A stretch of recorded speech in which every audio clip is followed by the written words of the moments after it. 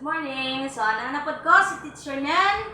Mag-vlog na pod ko sa subject na to sa mathematics. Ang atong hisgutan karon mao ang reading and writing decimal numbers. So, sa Bisaya pa, reading, basahon, writing, pagsulat sa decimal number. Unsa man ang decimal number? Kanang number nga naay tuldok.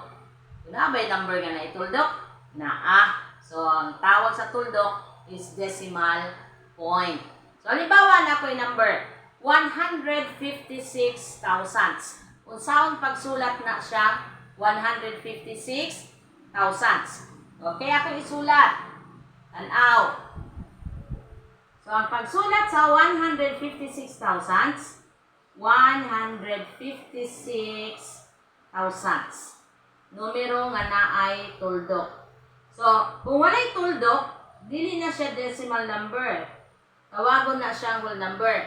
Pero pagbasa sa iyaha, dili pareho pagbasa sa decimal number. Pagbasa sa whole number, 156. Mao na siya sa whole number. Pero sa decimal number, mao ni 156 thousandths. Asa man nato gikuha nga pagbasa? Sa decimal numbers, na siya place value. Pareha pod ang whole number, naghihapon na siya place value. Kaning dinhi, sa whole number, once na siya, grupo siya sa tens, grupo siya sa hundreds. Hundreds ni siya nga grupo. Pero sa atong decimal number, wala tay ones, wala tay tens, wala tay hundreds. So, ang nasa to ang place value, gikan sa decimal point, grupo ni siya sa tenths. Tenths. Kani sa hundreds. Hundreds. Or hundreds, I mean. Then, kani siya sa thousands.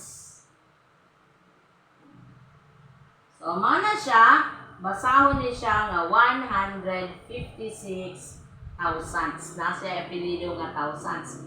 So, din sa whole number, wala tay tenths, hundreds, and thousands. Ang naa din nga place value, ones, tens, hundreds. So, ingani ni siya pagbasa sa decimal number. Timanan nato, gikan sa decimal point, tenths ang place value, ang sunod niya hundreds, ang sunod niya thousands. Kung napay lain nga number na sumpay ato, example ani. Okay.